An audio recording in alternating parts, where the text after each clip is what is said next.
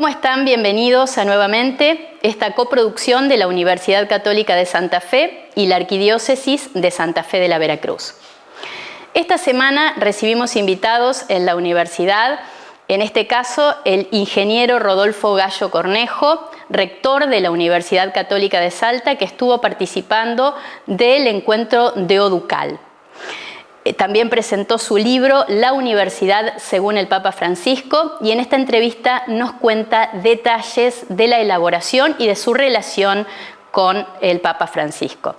También estuvimos dialogando con Sebastián del Paso, él es decano de la Facultad de Ciencias de la Salud, y en este encuentro de Oducal se realizó también una reunión con decanos de las Facultades de Ciencias de la Salud de universidades católicas. Él nos comenta los temas y las problemáticas comunes entre las distintas universidades del país. Presentados los temas, vamos a las notas.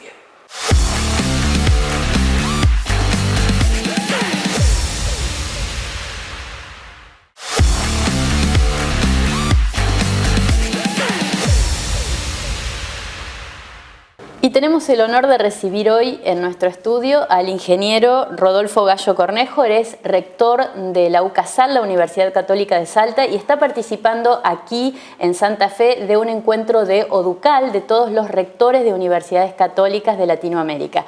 ¿Cómo le va? ¿Qué tal? ¿Cómo estás? Un gusto tenerlo por aquí. No, el gusto es mío, gracias. Bueno, ayer tuvo la posibilidad de presentar su libro en relación al Papa Francisco y su visión sobre la universidad. Sí. Pero es una experiencia personal también suya de conocimiento y de acercamiento al legado del Papa Francisco. ¿Cómo resultó esta experiencia? No, la verdad que fue la primera vez que presentamos el libro fuera de Salta, que hice una presentación hace muy poco de Salta del libro, lo cual agradezco mucho a la Universidad Católica de Santa Fe y particularmente a su rector, a Martín de Palma. Bueno, la experiencia fue muy buena, la presentamos y tuve también el honor de que la presentara el doctor Aníbal Fornari, un gran amigo santafesino, de todos los amigos que tengo aquí en Santa Fe. Y la verdad que el libro lo que trata de resumir son los primeros 10 años de pontificado del Papa Francisco, todo lo que él, los mensajes, los discursos que ha escrito sobre la universidad a lo largo de esos 10 años, y lo he dividido, a su vez esto muy de ingeniero, no tanto de literato, en 10 temas, ¿sí? Desde lo que es la universidad en sí misma, la misión, las 3 funciones sustantivas de la universidad, la cultura, responsabilidad social que tienen, pública que tienen las universidades, la identidad, un tema que habla mucho el Papa Francisco, y los desafíos futuros, siendo un hombre grande. La visión que tenía el Papa Francisco sobre el futuro de la universidad es muy interesante. Entonces, bueno, el libro pretende ser un vehículo de difusión del pensamiento del Papa Francisco, muy conocido, sus encíclicas Laudato Si, todas las encíclicas, pero el aspecto universitario, cómo él veía la universidad y qué nos decía los universitarios, no estaba tan compilado. Entonces, de hecho no existía una compilación. Entonces me puse en ese trabajo apasionante, en el cual tomé la decisión volviendo de un encuentro con él por los 70 años de la Oducal, que lo festejamos con una peregrinación a Roma y encuentro con el Papa. A partir de eso empecé a elaborar, lo tomé como el último punto, justo acaba de cumplir 10 años él de pontificado, y de ahí para atrás barrer todo lo que ha implicado eso y que sea un documento de donde hablara él, no hablara yo. Y lo de la mirada personal tiene que ver con esto que yo lo digo explícitamente, no quiero ser un exégeta del Papa Francisco, sino mostrar qué decía él, ¿sí? Porque a mí no me gustan las personas que tratan de hacer una interpretación personal. Sí he puesto la mirada, finalmente uno tiene la mirada personal sobre las cuestiones, por qué elijo tales textos y no, de todas formas están las referencias de dónde los tomé para que todo el mundo pueda ampliar, si quiere, esos mensajes. Siempre inicio cada capítulo con una experiencia universitaria personal sobre la temática y a partir de ahí empiezo a desgranar lo que el Papa de alguna manera ha dicho sobre esa temática en diferentes discursos. Pensando en todo este legado que ha dejado el Papa y en esta compilación que pudo hacer, ¿cuáles considera que son los principales desafíos a los que se enfrentan las universidades en Latinoamérica, especialmente teniendo en cuenta, bueno, cuestiones que tienen que ver con los alumnos, ¿no? El Papa Francisco hacía mucho hincapié en los jóvenes universitarios y en su misión. Sí, ahí ata el tema de la misión de la universidad como formadora de conciencia y formadora de personas íntegras, algo que nosotros todas las universidades católicas lo tenemos muy claro, con casi la exigencia del Papa a los alumnos futuros graduados de que el grado universitario era un privilegio que tenía, que debía ser usado de alguna manera a favor de la sociedad, devolver esa entre comillas, decía, el privilegio no puede ser un privilegio que sirva solamente para progresar económicamente, sino que básicamente lo que implica un grado universitario de alguna persona es una obligación, una responsabilidad para con esa sociedad que lo ha formado, ¿no? Entonces eso, inclusive hay un discurso muy bueno en la Pontificia Universidad Católica de Ecuador, cuando hace una de sus giras por América Latina, donde él pregunta, ¿dónde está tu hermano? La pregunta que tiene que hacerse un universitario, ¿y dónde está tu hermano, no? La pregunta que le hace Dios a Caín, ¿no? O sea, y eso a mí me pegó mucho, esa mirada tan profunda sobre, y preguntarnos nosotros como universidad de qué tipo de graduados estamos formando, ¿sí? No solamente de excelencia en lo suyo, en lo técnico, que tiene que ser excelente, sino con una responsabilidad, una conciencia social, digamos, de que es un actor importante y que esa ventaja que tiene que aprovecharla para el bien, ¿sí? La parábola de los talentos, ¿no? Y al que se le dio mucho, se le exigirá mucho. Entonces, ahí tenemos un gran desafío los universitarios. Bueno, justamente cuando él habla de los 3 lenguajes, hace mucho hincapié en la cuestión del sentir, de cómo acompañar las emociones, los sentimientos, las experiencias personales que cada uno de los miembros de la comunidad universitaria atraviesa. ¿Cómo ve este aspecto? No, sí, claramente eso, él lo tuvo como una especie de caballito de batalla, los 3 lenguajes, que es muy importante porque hay una frase que yo se la, entre comillas, robé a Monseñor Tibiades, que es quien prologa mi libro, que dice que nosotros las universidades, y particularmente las universidades católicas, tenemos como misión educar corazones inteligentes. Me parece una frase que cierra en línea con lo que piensa el Papa, digamos, qué es lo que hacemos, porque no solamente nosotros tenemos que educar en la cabeza, que por supuesto lo tenemos que hacer, es la condición necesaria pero no suficiente, sino básicamente también el corazón. Entonces, la frase es decir, nosotros educamos corazones inteligentes, resume de una manera así muy sintética, ¿no?, el fondo de cuál es la misión de una universidad. Porque es verdad, digamos, no es solamente una persona, claramente no es solamente racionalidad, digamos, y todo lo que implica la relación con el otro tiene que entrar dentro del radar que tiene que ver un universitario. Por eso el último encuentro que yo tuve la oportunidad de estar con el Papa Francisco fue invitado en su momento por Uniservitate, que se dedican a aprendizaje en servicio, ¿no? Entonces, ahí nos marcó claramente, recibiendo a toda esta delegación, que era muy grande, como 200 personas, sobre la importancia del aprendizaje en servicio. O sea, nuestros alumnos no solo tienen que pasar por el aula, se aprende tanto en el aula como afuera, ¿sí? Y cuando uno sale fuera del aula, aprender, digamos, no solamente va a dar mucho de lo que sabe, sino muchas veces, y la mayoría de los casos, vuelve aprendiendo mucho más de lo que teóricamente fue entregar, ¿no?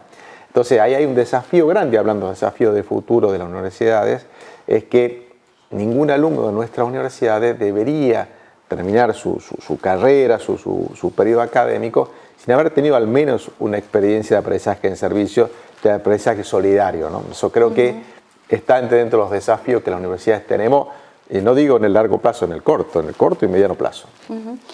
Otra de las misiones que lo trajo aquí por Santa Fe tiene que ver con la internacionalización y está a punto de compartir con un grupo de alumnos, docentes y comunidad universitaria en general su experiencia de internacionalización en la UCASAL y también en ODUCAL. ¿Nos puede contar un poquito sobre estos temas que va a tratar? Bueno, me pidieron, aprovechando que está acá, y yo también me siento muy honrado, bueno, hablar sobre el tema de internacionalización. Ahí un poco la charla, más que un diálogo, más que una charla, porque no soy un experto en internacionalización, por eso hay gente que es absolutamente experta, pero sí tengo una experiencia ya casi 10 años como rector y 3 años presidiendo Ducal y otros 3 años como vicepresidente de Ducal, sobre la mirada de la universidad respecto de la internacionalización. Y efectivamente voy a contar un poco, no tanto lo que está en los libros, que hay muy buenos libros sobre esto, sino básicamente lo que yo llamo el caso UCASAL, digamos que es lo que no está en los libros y que uno puede contar, no como una experiencia que digan esto hay que hacer, sino qué hacemos nosotros, una experiencia una universidad bastante similar a la de ustedes en muchos aspectos, y que hicimos nosotros y qué resultado tuvimos, de alguna manera me parece que puede ser lo más rico de alguna manera de compartir. La internacionalización tiene múltiples aspectos. Uno siempre piensa en esto, bueno, el intercambio de estudiantes. Va un estudiante, vuelve estudiante. Bueno, eso es un aspecto, un aspecto chiquito de la internacionalización, un aspecto que es más elemental. Pero hay muchos otros aspectos, digamos, primero, ¿por qué internacionalizamos? ¿Por qué una universidad debe internacionalizar? Porque tiene que salir de sí mismo, tiene que preparar a sus alumnos para un mundo donde les va a exigir competencias internacionales. Uno para crecer tiene que salir de la casa, ¿no? Uno creció, salió de la casa para crecer. La universidad tiene que salir, no tiene que ser autorreferencial. Y después, en los grandes desafíos del presente, uno de los temas que quiero centrar y poner foco, es cómo hacemos nosotros también para asegurar que nuestros alumnos puedan internacionalizarse. ¿Por qué? Porque obviamente vivimos en Argentina con todas las limitaciones económicas que tiene, no vivimos en la Comunidad Europea donde el 40-50% de estudiantes de una universidad pueden hacer intercambio permanentemente porque hay un fondo gigantesco para esto que es Erasmus, que es uno de los éxitos más grandes de la Comunidad Europea. Nosotros no tenemos un Erasmus, la América Latina. Entonces, ¿cómo hacer para que todos tengan? Entonces, el concepto de internacionalización en casa me parece que es el que nosotros podemos adoptar. Por ejemplo, ¿cuánto podemos mandar para afuera ahí? Podés mandar 20 alumnos, 30 alumnos, 40 alumnos, 50 alumnos, 100 alumnos. Okay. ¿Cuántos tenemos en la universidad? ¿Qué hacemos con todo el resto? Se representa el 1%. ¿Qué hacemos con el 99% que por H o por B no puede irse? Entonces ahí me parece que hay un desafío también de corto y mediano plazo de cómo internacionalizamos clase espejo, COVID, un tipo de experiencia donde a todos los alumnos, alguna vez han tenido un profesor de otro lado, han tenido compañeros de otros lados, aunque sea en forma virtual, para eso está la tecnología y hoy la tecnología llegó para quedarse, o los intercambios virtuales eventualmente, se estudia virtualmente acá, pero puede estudiar, hacer materias virtualmente en otra universidad. Bueno, esos caminos son un poquito los que voy a comentar hoy de alguna manera, alentando a esta universidad que, bajo la gestión claramente del doctor De Palma, ha tenido un salto cualitativo y cuantitativo en su presencia internacional. Y eso quiero destacarlo porque existe la conciencia. Lo que vamos a hacer es ayudarnos entre nosotros, ¿no? Acá no hay nadie que da una clase a otro, sino siempre nos ayudamos entre las universidades con casos y contar qué estamos haciendo y que alguna de estas cosas puede resultarles útiles. Ojalá que sea así, digamos, para poderla implementar también aquí. Muchísimas gracias y que sea muy fructífera su visita. Gracias, muy amable.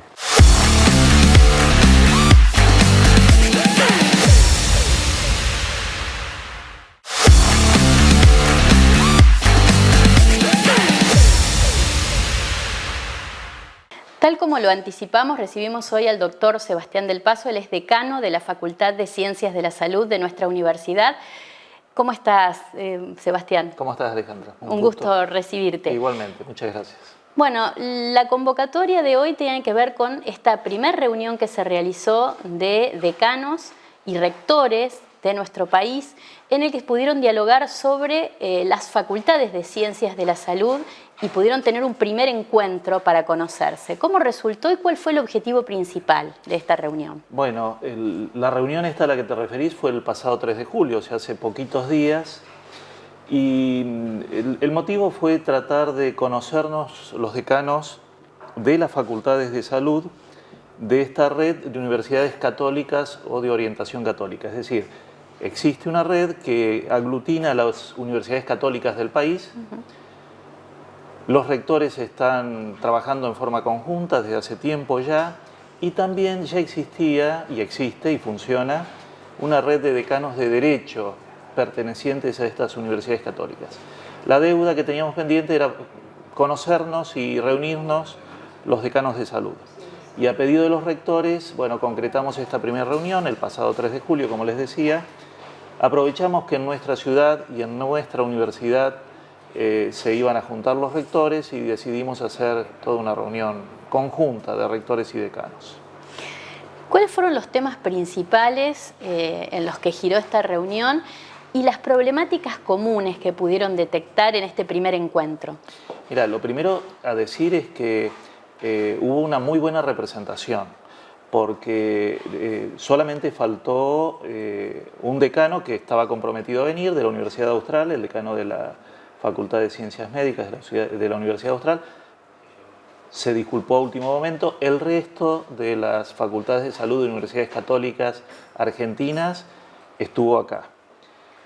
Y la verdad es que nos habíamos propuesto objetivos de mínima, que era esto de conocernos. Teníamos una agenda acotada, los horarios eran muy estrechos, todos tenemos trabajo que nos demanda y atención, pero bueno, ese objetivo de mínima de conocernos yo creo que fue ampliamente superado. El hecho de tener ya una base en común, aún entre personas que no nos conocíamos, porque de los 12 decanos que nos reunimos, ninguno conocía al que tenía al lado, salvo por el correo electrónico o por las redes, pero nunca nos habíamos visto personalmente. Bueno, esto de tener ya sentimientos comunes hace que el trabajo se dé mucho más fácil. Y ese objetivo de mínima de conocernos fue ampliamente superado. Rápidamente empezamos a trabajar en algunas líneas, sobre todo algunos dilemas que se plantean siempre desde el ámbito de la salud, como pueden ser los temas de bioética, pero después cuestiones concretas que tienen que ver con nuestra realidad académica, las dificultades que encontramos en el desarrollo de las tareas académicas, en el desarrollo de la gestión en las facultades de salud, algunas que son propias de la salud y otras que nos exceden y que tienen que ver con la realidad de los alumnos universitarios hoy, ¿no?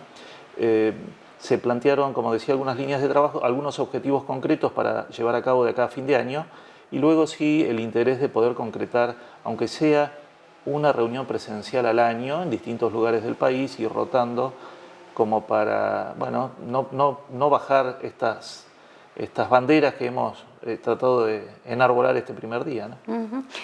Una característica quizás de las universidades católicas, por lo menos aquí de nuestra universidad, es la tarea de responsabilidad social universitaria en la que ustedes vienen trabajando también desde hace mucho tiempo.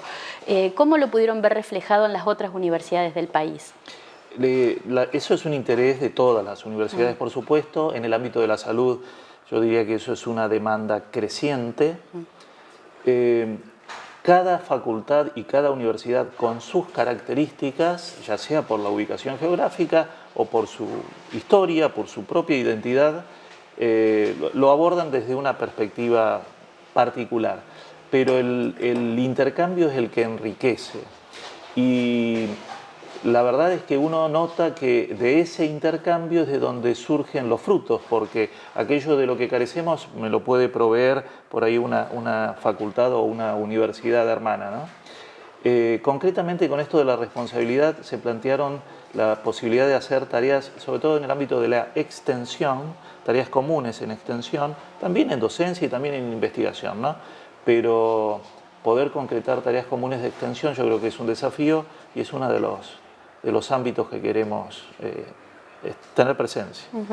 Bueno, hay un tema que quizás está presente en todas las discusiones académicas y en realidad en la cultura en general, ¿no?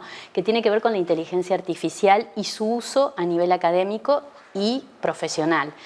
¿Ha sido un tema que se ha tratado en esta reunión? Fue un tema, estaba presente en la reunión nuestro vicerrector académico, el doctor Kers, que es un apasionado de este tema y un estudioso de estos temas.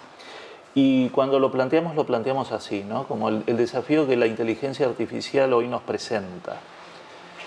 Yo sigo creyendo que es un desafío, no tengo claras las respuestas, creo que no las tenemos claras, creo que no hay un marco normativo institucional, ni tampoco a nivel nacional, por lo menos un marco normativo que nos permita tener un poco de claridad en el panorama.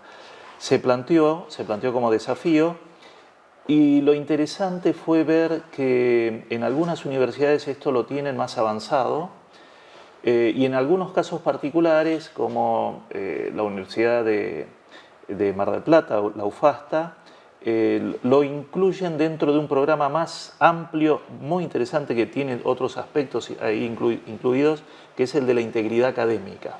Porque acá lo que estamos planteando, o una de las dificultades por ahí que uno ve, es el uso correcto de la inteligencia artificial en las actividades académicas. Por lo tanto, esto de la integridad académica, que es más abarcativo, me parece un área muy importante, y quedó un área de trabajo entre UFASTA y nuestro vicerrector académico ahí como desafío para llevar a cabo y concretar de acá a fin de año. Quizás otro tema que me parece interesante es el tema que tiene que ver con la salud mental, ¿no? Bueno, hay estadísticas que están demostrando que un gran porcentaje de alumnos universitarios están sufriendo o han sufrido algún problema de salud mental.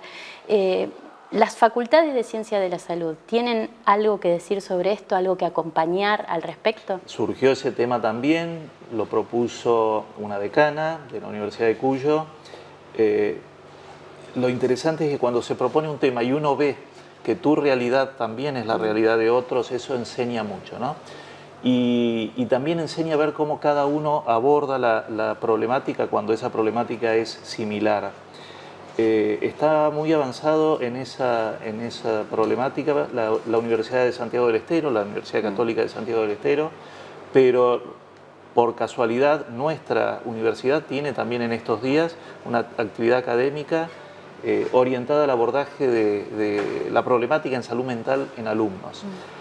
Yo particularmente lo amplío un poco al tema, porque si bien nos preocupan los alumnos, por supuesto, yo creo que también hay que tener presente las dificultades que pueden presentar nuestros docentes y todo el personal de la universidad y de las universidades, de manera que tratamos de darle este enfoque un poco más amplio, más allá de los alumnos en particular. Bien, ya para terminar, para ir cerrando la nota, nos gustaría que nos cuente también la realidad hoy de la Facultad de Ciencias de la Salud, los proyectos que se vienen. Estamos a mitad de año ya y estamos empezando a pensar en el próximo año. ¿Cómo viene trabajando la facultad? ¿Qué nuevas propuestas tiene? La facultad tiene un desafío importante, y es que se ha convertido en pocos años de vida que tiene, va a cumplir 12 años, en la facultad que acapara el mayor número de ingresantes, y como facultad tiene el mayor número de alumnos de toda la universidad. Esto es porque integra varias carreras: farmacia, nutrición, kinesiología, fonoaudiología. Tenemos presencia en Reconquista con 3 carreras y en Rosario con la carrera de obstetricia. Estamos muy conformes con el desarrollo de las distintas carreras en sus sedes. Tenemos un desafío inmediato, que es la apertura de un ciclo de complementación, que es la carrera en óptica y contactología. Esto se va a dictar desde nuestra sede, pero es una carrera completamente virtual. Comienza la inscripción ahora, así que este es nuestro desafío inmediato. Y acabamos de cumplimentar la visita, digamos, dimos respuesta a la visita de CONIAU para la acreditación de la carrera de farmacia. Estamos muy conformes con la evaluación, todavía no tenemos el dictamen, a fin de año sabremos de eso y podremos informarlo, pero fue, la verdad es que una tarea muy formativa, porque toda evaluación también es formativa. Recibimos la visita de los evaluadores de CONIAU. Es una carrera muy importante para la facultad, la carrera de farmacia, de manera que estamos muy esperanzados con lo que pueda resultar de esa evaluación. Doctor, bueno, muchísimas gracias por esta visita y lo esperamos para que nos cuente cómo sigue avanzando esta propuesta de trabajo en conjunto con otras universidades. Cómo no, me comprometo a eso. Muchas gracias.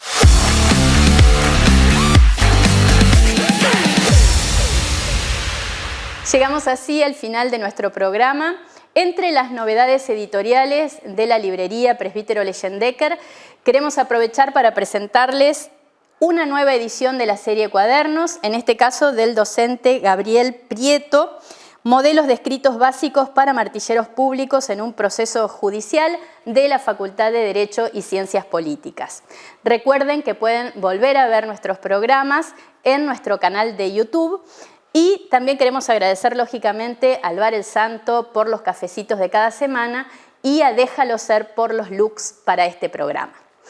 Llegamos hacia el final, muchas gracias por acompañarnos y los esperamos la próxima semana.